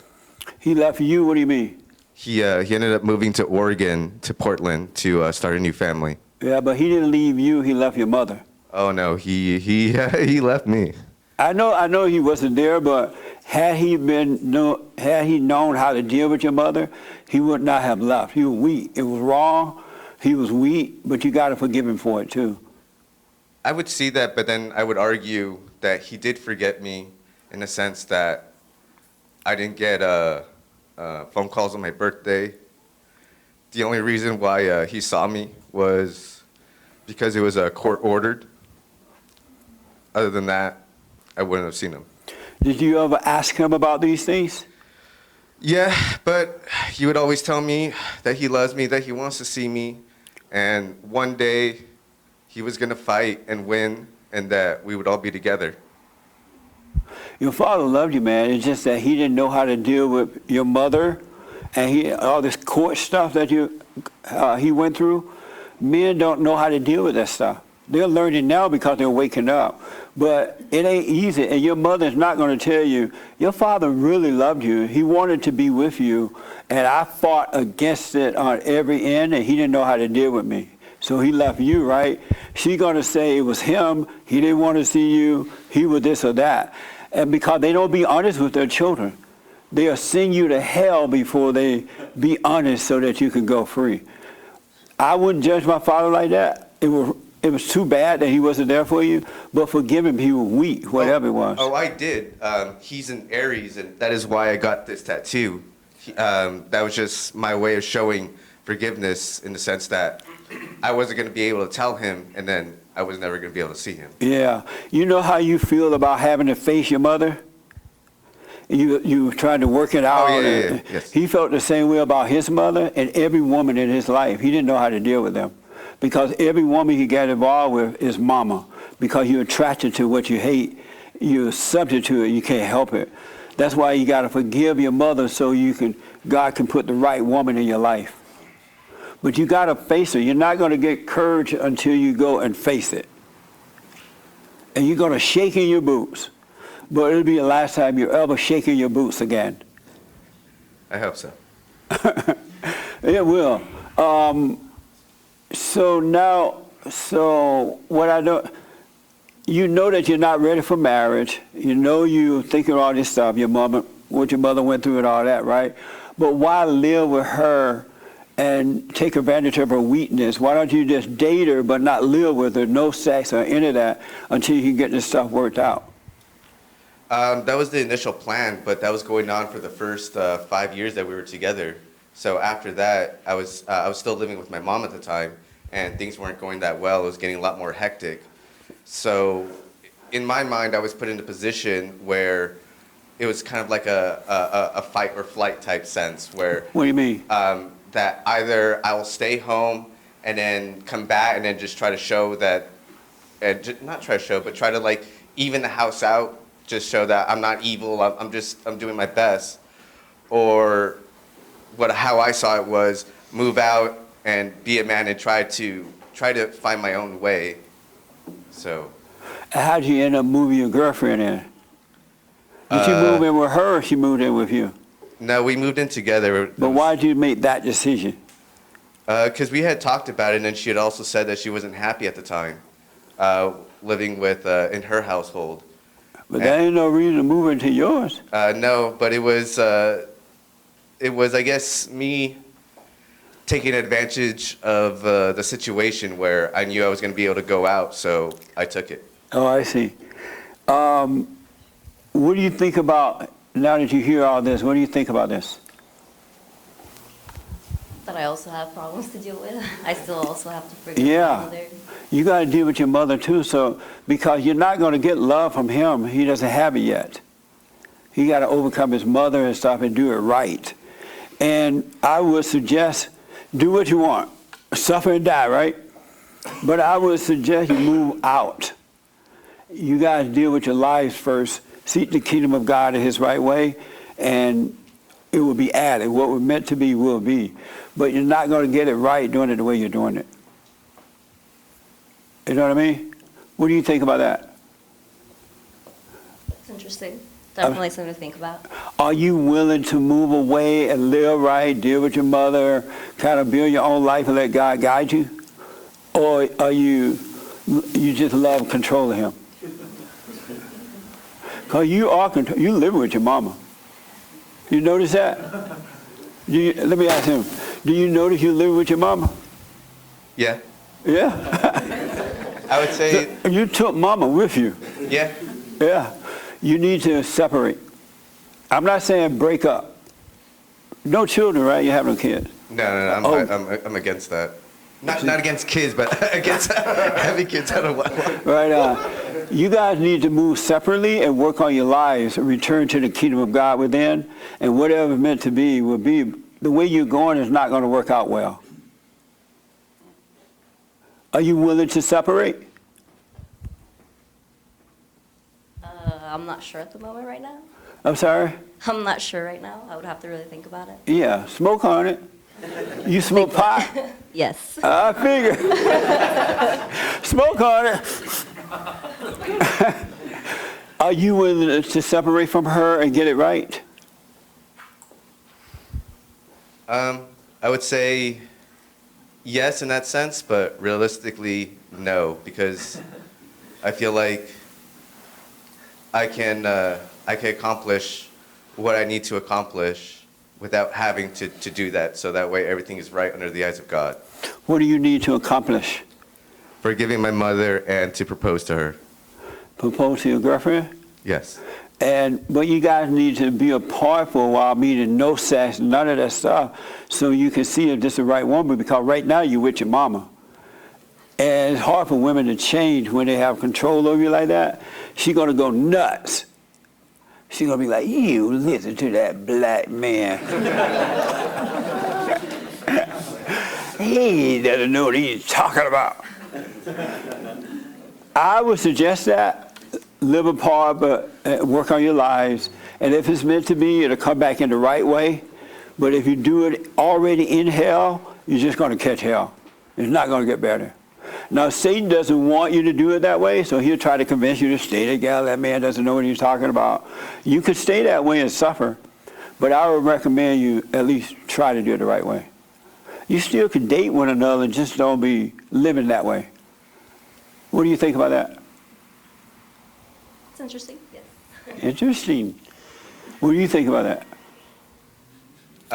I think I'll take into consideration and that I'll just try to live the best way I can. Yeah. She needs you to be a man. She needs, because there's God in Christ, Christ in man, man over woman, and woman over children, right? Right now, the woman is over you. So you're subject to the woman. That's never going to work. She's not going to like that. Even though she loved the control she has, she hated it as well. She really wanted the order to reverse to normal so you can help her overcome the hell in her. And right now, you're not in a position for that. But just think about it. Don't do it just because I said it. Smoke on it. You smoke pot too? Yes, I do. Amazing. All right. Well, do the silent prayer and just kind of, God will guide you. But you're not going to get courage until you face it. It doesn't come, it's like lifting weights. You don't get the body until you lift the weights and you eat right. Is that true? Yeah, I have a similar philosophy. It's just better just to get thrown into the deep end and just trying to learn through that, because gradually putting yourself and getting yourself acclimated to the water only kind of slows you down. That's right. Go to your mother and face her. Is she going to yell and scream and cry or whatever she does? That's on her. Don't say, oh, I love you and I'm sorry. You don't love her. All right? Let her carry on, but you just say, hey, I just want to forgive you. I realize now you couldn't help yourself, and I'm wrong for holding it against you because I see now I can't help myself. And God will forgive you. Don't ask for forgiveness. Don't apologize or anything. Just forgive her for what she's done. And God will forgive you, and your spirit will change. The role will change. Then you can deal with women in a perfect way. All right? Other than that, you have to suffer. Ain't enough pot in the world. Yes, sir. That makes sense? Oh, yes. Yes. Okay. All right. Yes, ma'am. Oh, hold on 1 minute here. Where's, oh. I liked all your advice, and I'm really sorry for all the pain you went through. That's really hard stuff. You sorry for their pain? No, just the circumstances. Those really suck. Why are you sorry for it? Well, I just I think don't it's good to feel a give thing. compassion to people when they're open. They spill their ain't guts my in front of pain. thousands of people. I don't just feel a be thing, Bill compassionate. Clinton. Well, No, don't feel sorry. You don't have a right to feel sorry I just for. have compassion for people who have who go Listen. through pain. But Oh, that's my biblical question coming up next. well, I have questions. Yes. I wanted to ask you Yes. before you address everything. Okay. I don't know you, so it sounds like you might be suggesting for people to smoke pot. Maybe, maybe not. Maybe you're joking. Oh, no, I'm kidding about the pot. You're kidding about the pot. Don't Cool, smoke the cool. pot. Okay, cool. Don't smoke the pot. I'm just joking. No, you need to be I was conscious. thinking you were kidding, but I didn't know. Yeah, no. And then my It's just second, a lot of millennials smoke pot. yes, They love pot. yeah, they do. I don't. You smoke pot? No, sir, no. Oh, good. Never. All right, but go ahead. Anyway, my question is, so I've been thinking a lot about forgiveness, and you're saying that we should go to people and say, I forgive you. To your parents. You may not have to go to anyone Right. after I that. was going to ask you, do you think that's what we should do with anything, like your roommate offends you and you feel offended, but then you just forgive them and you just say, well, that's offense, and I'm just going to get over it, and I don't need to approach them. That's a saying, "I really forgive good you." question. In that father state, right now you're in a father state. You're separated from God. And so what your roommates say and do, you will feel offended. Yeah, but then you deal with it and you overcome once you it. overcome your mother and return to your father, love your father, you will be loving God. No one can offend you. No matter what your roommates say or does, it will not. You'll speak up, but you won't feel anything about it at all because you will have perfect peace. You have a brand new nature. So you will be able to deal with whatever you need to deal with. So you're saying the most important person to say to their face, I forgive you, is your mother and your father. Yeah, you and need it's to do not, forgiveness is not necessarily done with every person in that way. Right. What happens is once you forgive them, then God will forgive you, and you don't have an unforgiving nature anymore. Mm-hmm. You live a life of love. And love is something you can't feel, taste, or touch. It's a light unto your feet. So you're not going to hold anything against anyone. You're going to see where they're coming from, and if you need to deal with it, you will. If it's not that important, you just let it go. But you won't hate or be angry at anyone. Yeah. Because you have a brand new nature. You have your father's nature now. Yeah. But if you have not done that, your roommate can offend you. Mm-hmm. Okay, cool. But you got to deal with your mother. Yes, sir. Are you going to do it? Yes, absolutely. Oh, okay. All right. I'm Anything convinced. else? No, Anything? sir. No, Okay. Oh, wow. Right here, then James, and then I got to start winding down. In the middle. This your first time here? Yep, How first did you time. hear about us? I've been watching your videos for about 2 years now. Right so- on, man. And so I know that you're walking on clouds now, right? Yep. You went and dealt with your mother? Internally, yes, but I haven't spoken to her. Why not? Well, I'm pretty new to all this, so. But you've been listening for a year, right? You said a year or two, right? Yeah, I mean, not regularly, but. Have you heard me say that in order for you to become a man, you got to go and overcome mama? Mhm. You heard me say that, right? And you heard me say, go and forgive her. She can't help herself. Mhm. I'm sorry? Yes. Why have you done that? I mean, we have a good relationship in general, so, but yeah, now I'm familiar with this, and that's something I need to do. Why do you think you have a good relationship? Just, we talk a lot, and there's never been really any problems between us, so. You know why? Because you've never been honest with her about where she is. Am I right? I can't hear you. I know you're bowing your head, but open your mouth. Yeah, I mean, I'm just a little confused exactly what you mean, but. The mistakes she made while raising you, taking over your life or impose her will on you or whatever she did that would irritate you. Have you told about those things? No. And why not? Just, I haven't thought about that before. And why do you think you keep getting involved with women that are just like your mama? I don't think I do that. Oh, you don't date? Oh, I do, yeah. Are you married? No. Single. And have you noticed that the women you date, they're very weird? Yes. That's your mama. Think about any question about anything?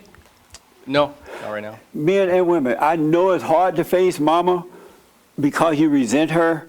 So Satan may make up any excuses not to do it, but he only wants you in that hole so that he can destroy you. But God wants you to come out of it so you can be the light unto the world. The world needs men. It really does, because they're a son. It really does, because men are sons of God, right? And so in that order, the love is coming through the man to the woman and the kids. But when that order is reversed, there's no love coming in, only hate. And so you need to get over that, man. So because the women in your life, they need you. They need you to be a man. You know what I mean? Yep. So don't be afraid. Are you close to your father? Yes. You are? Mm-hmm. Have you forgiven him? Yeah, again, internally, but I've never spoken about any of this. And why not? Same reason, just, I haven't really thought about it much before now. All right. How old are you? 35. Oh, really? Where y'all from? Y'all look young like black folks. Brown don't crack. Black and brown. Well, good, man. Any questions for me? No. Okay. Anything you disagree with? No. You can be free. You got all it takes is forgiveness. That's all it takes. You see that you're wrong for holding it against them. Forgive, everything changes. And then just let yourself grow. Really, the real you. And then when you deal with women, it'll be perfect. You deal with them in the right way. They'll still try to control you, but they won't be able to. Because now you love what's right more than you love them or anybody or anything. And if that's the love of God, and it will cause you to deal with everybody in a perfect way. That makes sense? Yep. Yeah, okay. Yes, James, real fast. All right, I have a question from T. Edward. He asks, Jesse, if there is a God, why do babies die? What? Because they die. They die for many reasons. What does that mean? Why does God let babies die if he's real? It's the sins of the parents that causes the children to die. It's not God. And God is not going to make you do anything. He wakes up every morning, he turned the big screen on, and he tell his son, Jesus, go over there to Cafe Bean and get us a little coffee. And Jesus like, what kind you want? I want a cafe mocha. What size? Oh, I think I better take a large one today. And they come back with the coffee. They sit back drinking coffee. Oh, this is pretty good today. Look at that crazy man over there. Wow. That one is Satan and his daddy. And they just having fun. Because he's made a way for you to overcome. And his way is simple. Forgive. I will forgive you. Before you enter into the kingdom of heaven, you must forgive. That means go and forgive your parents and just relax and live your life. Stop looking for heroes. The answers are not outside, it's inside. So if you run into other people who are talking about the truth, let it go in one ear and out the other, be fine. But you got to forgive. That's the only way in. That's it. One more quick question. Yeah. From Sing Pray Love asks, and she gave a super chat. Thank you. If your dad is a beta Jehovah's Witness and your mother is in the fallen state, how do you coexist? Or Forgive them. Or is it best to stay away? Forgive. That's all to it. How come that's so hard to understand? Just forgive and let them live their lives. And if you go over for Thanksgiving, do what I did this Thanksgiving. Get there early before the rest of the family get there. Eat your food and leave. That's what I did. You can't make people change, right? So don't argue with them. There's nothing you can do about it, and it's okay. Just let them suffer and die. Okay, these two, and then I'm done. Yes, ma'am, and then here. Something that I've been thinking about with forgiveness is that, like, there's this justice thing inside of us of, like, I need justice. They really messed up. They really did all these wrong things to me. And you make up this giant case against them about how wrong they are. And then you're like, I'm just going to go tell them how wrong they are so they just see how they offended me and hurt me and blah, blah, blah. And Jesus is just like, oh, okay, you think that's the way to solve the problem. And forgiveness gives the justice to God, and it gives the authority to God to fix the problem. Right. And you can communicate what you need to do in a healthier way that's in the spirit if you need to confront somebody like, hey, that really hurt my feelings. But No, not like that. That's you're liberal. concerned with their You need to welfare say, you than know what? yours when you I'm sorry confront for them. hating you. You mean. What? You I can mean? say, no, not you. Oh, Them. the situation. No, don't sugarcoat. Yeah. Just be honest. Right. Just don't hate. Yeah, but I think with forgiveness, it's all about, like, the justice system. That, like, which justice system are you gonna make? You're gonna Oh, I make one see. for yourself, or Yeah. you're gonna give that to God? The and let worst him thing do in it? life that you can do is try to get revenge against anyone. Because what you put out will come back on you. It's best to forgive. Speak up. It doesn't mean you accepted it. You're discerning it, right? But don't try to hurt them. Don't try to get back. You're right about that. Last word right here. All right, Jesse. We So- had a men's meeting this Thursday night, past Thursday night. Everybody, this whole room was full. So he put the ladies to shame. The ladies, when we had their last meeting, it was like this. Go ahead.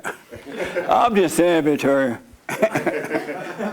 All right, so my question is about identity. I've heard a wise man once say that you are not what you wish to be or what you used to be, but you are what you continually do. And I've seen that in, like, professions, you know, firefighters, policemen, doctors, whatever they may do it for a living, that, you know, soldiers, and then there's certain things that are expected of them, like codes of conduct, standards, etc. But how does one find their identity? That's good, by not looking for it. But when you go to the military, you're going to be trained how to, you know, it's like training a monkey. I can't say monkey, I'm black. But you learn the training, but the real you is getting your identity from God. You know, you're following the orders, you're doing what you're supposed to do, but whatever they teach you, don't hold on to it. Learn it like you would any job, but your identity comes from within. And that, as long as you don't become angry, the world cannot change that. They cannot destroy your identity. And you just watch and have no opinion and things work out. But don't try to make yourself have one. So is that like that Bible verse that says, like, you're born again, you're a new creation, something like that? Yes, once you're born again, everything starts to change. All these old habits and the way you thought, picking your identity from one preacher to another one and all glad and jumping up, all that starts to change because he's taking you away from the world and causing you to live from within. See, the world, as I've said, is the Old Testament. And people who are not born again, they're getting their identity from the world, even if they don't admit it. But once you're born again, you will be in it, but not of it. And you would not have anything to do with it. It will change you. Your mind, when he said, I will renew your mind and all that, that does happen. So you'll be in the world, but not of it at all. It's so amazing. So just do the silent prayer. Be aware. Be honest with yourself. It's happening. It's happening. Be patient. All right? And don't hold anything against anyone. Don't agree with wrongdoing, but just don't be angry about it. Don't hate it. That make sense? It does. I appreciate it. Thank you. All right, you're welcome, man. So listen, I got to tell you this real fast because my time is up right here. So the one thing I've noticed about a lot of millennials and older people too, they tend to run away from situations. Stop running. You're supposed to go toward it and not away from it. Because that's the way that's how you know a sign of your relationship with God, that he's with you. Because by you facing this situation, he will cause you to overcome any situation. But if you're running away from it, Satan is going to use it against you. He really will. And another thing I want to say is, I noticed that some of the millennial guys, you're unwilling to work any type of job. It has to be like a special elitist job, right? And that's crazy. Don't do that. I suggest you not. When I moved to California, I worked all kinds of jobs. I worked at a car wash, fish market. I worked whatever I could do, 2 or 3 jobs, right? And it never occurred to me that I had to have a special job that looked good or feel good, right? And tell someone, oh, I'm a psychiatrist. I'm a computer man, so I'm not going to work at a fish market. I'm not going to work at Jack in the Box, or I'm not going to cut. That's not manly. That's girly. And I know a lot of young millennials are homeless. Do you know I never even considered being homeless before? It just wasn't a part of my nature or my thinking because I was willing to work any kind of job that a man should work. As long as you work, you're going to have a roof over your head. And so don't try to look pretty in front of anybody. That's all ego. A man ain't got no business being homeless. You can work 2 and 3 and 4 jobs. That makes sense? But I literally know guys who are unwilling and they're homeless. But I'm like, why don't you go and just take a job? And then eventually, whatever's in your heart, have the right attitude, and you'll be able to get the job that you want. It'll come. But they won't do it. They'd rather be homeless. That's not good. A man should work any job. I started my janitorial service, and I had to clean bathrooms. And you don't want to clean a woman's bathroom at work. Especially on the first of the month. I think that stuff happened every first of the month, right? However it comes. Between the 1st and the 15th, the free check is coming in. And it's nasty. And the women don't care because they know the janitor is coming. So they'll just leave it everywhere. I'm telling the truth. But I never forget, this one company I had to clean. It was a big company. And they had women working there, a lot of women. Their bathroom would be off on the 1st of the month. It's like they were in contest to see who could dump it on the floor or leave it wherever it is, right? But I had a good attitude. I was grateful to clean toilets because I was earning my way. I was paying my own rent. I had a place to live. So guys, don't be all special, all right? Take a job. Take 2 or 3 jobs. Whatever it takes to be independent, you got to do it. So stop running, and don't run from situations. Face them, and you'll see if you're wrong or right. Ladies, men and women, face the situation. If someone says, I know situations where people have said something to you here in this meeting. They'll say something to you after the meeting, and you didn't like it, you don't come back. I ain't going back over there. I had nothing to do with it. And so if someone say something to you that you don't like or hurt your feelings, speak up to that person. I don't care if it's one of my employees or whomever, me, speak up. You have a right to speak up for yourself. Do not run, because you're going to be running all your life if you run. At some point, you got to face it in order to overcome it. That makes sense? So get jobs no matter what, speak up, and don't worry. It'll be fine. Yes, Justin. What about your question?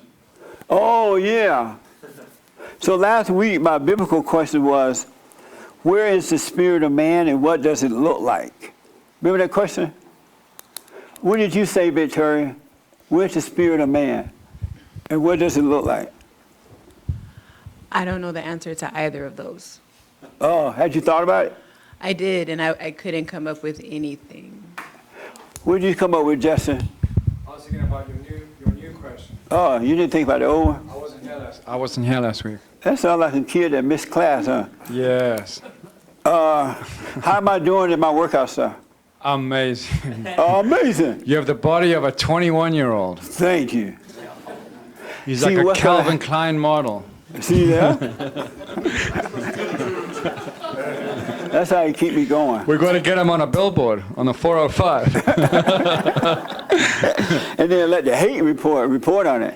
Can I tell them about your... Yes. Can I tell them about your new book for 2020? Yes. Buns of Steel by JLP. Thank you. You ain't like Jesus. It's going to be a bestseller. So here's what, because we're out of time, I got to do this. My brand new biblical question for this week. This is a doozy. I wanted to tell you about Chick-fil-A and all that stuff.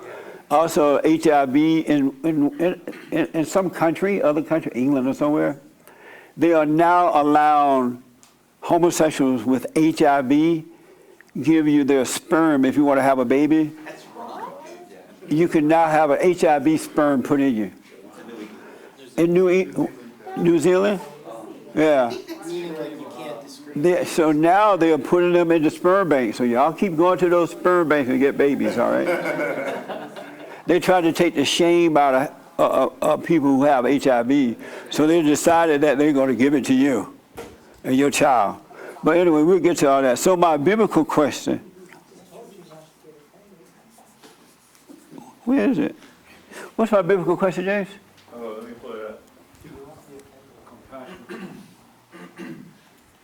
New biblical question. I have it. What is it? I didn't write it down. I forgot it. I know what it. What? Which is the right way to deal with all people, with compassion or dispassion? Ooh. Which is the right way to deal with all people at all time in any situation, with compassion or dispassionate or dispassion? What do you say, the young lady? What's dispassion? The opposite of compassion? Yes. She's like, what the? What the? Well, my definition of compassion is not pity. My definition of compassion is empathy. I put myself in that person's shoes, and I recognize that that is an uncomfortable I situation wouldn't be putting to go myself in through. other people's shoes. Well, whatever. It's just You may keep them on. You keep your own shoes on, but you just try to see people for the suffering that they've gone through, like a little orphan with nothing to eat, like they got the bloated bellies. You feel compassion, so you want to give money, you want to do something about it. Compassion means you want to do something about it.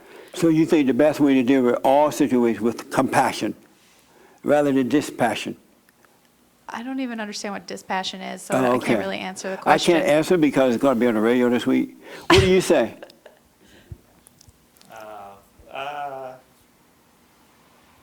I remember what you're talking about with feeling sorry for people, and you're saying, well, nobody has the right to feel sorry for them, you're not any better. That's right. I remember you saying that, and that blew my mind. And I was telling people about that. But that I think only it pertains to dependency situations.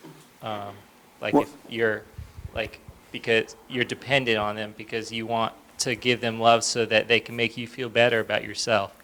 And that's wrong. So is it better with compassion or dispassionate? So I think that there's a way to be empathetic and to put yourself in other people's shoes without having an air of superiority. I think if you know yourself, know that you're So are you saying you're good without that, you So can is still it be able passion to or give dispassion? compassion. I'd Compassion. say, but not at all times. I wouldn't say at all times. so sometimes you're dispassionate, sometimes you're compassionate? I can't,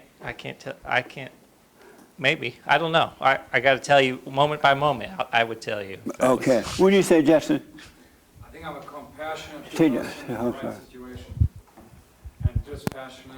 Wait, repeat that. I think I'm compassionate in the right situation where I think it's a good decision, but dispassionate, like if I see a homeless drug addict and it looks like they're all crackheads, then I'm not going to feel compassion. You sure you got no compassion for them? But Oh, if it looks crackheads. like a homeless mother and she has children and she doesn't look like she's on drugs, then I'm going to give her money. So I don't think it depends on the situation for me. So sometimes passionate, sometimes dispassionate? Amazing. Yeah. What do you say, last word? And then Joel, I want the last word on it, and then I'm done. Oh, yeah. Man, we so out of time. Yes. I think for me at least, it would be 100% dispassion. And why? Because I like to think that especially before like realizing I was in the fallen state and all that stuff, it was very easy for me to become compassionate or feel sorry or pity people. What I'm really realizing now is everybody has a sob story. Everybody can have some, and I'm not trying to be like flippant about it, but like everyone's can find something in their lives that they can try and make you feel sorry for. And so for that reason, you're dispassionate all the way? Pretty much. What do you mean pretty much? Sometimes you got a little compassion? Well, here's the thing. Like he was just because talking, of time, I got to yeah, end it. I'm sorry. I'll be quick. But yeah, I think you should aim to be dispassionate always. Okay. But you can still, like the guy back there was saying, if you see, that doesn't mean you have to be cold-hearted. It just means like go about it in a way where it's not emotional. Because compassion, I feel like, can trigger a lot of emotions, and then emotions lead to thoughts, and thoughts we all know now, will mess you up. So I think just to kind of safeguard I knew this it would all. be a good question. Yeah. What do you say, Joel? Compassion or dispassion? Whatever one means with understanding. I understand you don't Whatever know. one, I don't know, however you define it, as long as it means understanding. Okay. That's one of my experts. Did y'all know that? Yes. Okay. You say? I was going to say, whatever means no judgment. Okay. What do you say, Hermes? I say dispassionate. And why you say that? Especially with the people that you're close to. Because I think being dispassionate is compassionate. If you're dispassionate, then you're not attached to the situation. You can give good advice. You're not like involved, or your ego's not involved. It's hard to do with people that you're super, super close to, but I think dispassionate is the way to go. It's hard to be dispassionate with people you're Yeah, close like to. with my son, if he's going through situations, I can help him more if I'm dispassionate. If I'm compassionate, I'm kind of into it and I'm emotionally involved. So are you compassionate with him or dispassionate? I'm not all the way I'm working on being dispassionate. Are you compassionate with him or dispassionate? I probably tend to lean more compassionate. Are you compassionate with him or dispassionate? I'm in the middle. Are you compassionate or dispassionate? I think right now I'm compassionate. What? I'm more compassionate. Beta! Yeah. Poor son. All right. I'm going to answer that. And then next week, man, when I first walk in, all right, I'm going to answer this week question, but we just totally out of time. They're like yelling at me and everything. But I do want to answer that question about the man's identity. I mean, where is the... Yeah. Yeah, so next Sunday I will. I'm just totally out of time. I'll answer it on the radio. Yeah, I'll deal with this on the radio tomorrow. All right? That way I can get this over with. All right. So... Building fund. Oh, yes. So, as of Friday, it was 100. We're trying to raise 300,000 to get this building with, because we got to be out of here. And there's a building right down the road now that I'm gonna make an offer on. And it's just, and I like the fact it's in this neighborhood, because I ain't going to the hood. I ain't going to the hood. And don't say, oh, you going to the hood. It ain't gonna happen. But so we at 180-some thousand now. So whatever you do to help, we need 1,000 people to give $67, and we can get it done. All right. What else, Hermes? Oh, a new newsletter. We just put out our last newsletter. Anybody get that yet? You got it? Did you like it, Victoria? Yeah, it's nice, huh? Yeah, so if you're not on our mailing list, it's a free newsletter. We put out like 3 a year, 3 or 4 or something. So this is really nice. So if you're not on the mailing list, make sure you give Hermes your address. Let them see who you are, Hermes. That's him. That's the PR guy, yeah. He's so black I can't see him. But he's out there somewhere. Your newsletter thing, right? And what else? Any other announcement? We have a matching grant until December 15th. Oh, yeah. Someone gave us $60,000 and until December 15th. And whatever we raise, he'll match it up to $60,000. Isn't that amazing? And he just called me up one day and said, hey, man, I want to help you. You've been amazing to my family. We really get all that stuff worked out, so I want to help you. So he made a matching grant of $60,000. All right. So, ladies, do you guys want to meet it this month? No? There ain't going to be no women meeting. I'm going out of town all month. I'm not here. Okay. And Victoria, you say no? I'm unable to make it. What? I'm unable to make it. I have another thing. Oh, okay. All right. So let me know. And if there's enough ladies coming, we'll have it. How's your business, Victoria? Good. I picked up a client from that. And tell the people your business and how to get you again. Am I going to have to start paying you for sponsorship? Eventually. I mean, I'm down for that. I will. Ain't nothing free. No, I do credit repair and restoration, so yeah. And it's legal. I know I'm black, but it's legal with the state. And how can We're people get you? bonded. Oh, www.fixmyficonow.com. All right. So check her out, folks. And which is best, compassion or dispassion? That's my computer guy. Dispassion. Oh, Lord. Why you say that? Because it's right. Anyway, thank you all for tuning in. I absolutely appreciate it. We went a little longer, but whatever. Are you black? So don't forget to donate merch. You get the merch and all that good stuff, all right? And I appreciate it. Help with the building funds, all right? Go to rebuildingtheman.com. Thank you so much, all right? And thank you all for coming. I appreciate it. It was fun. So.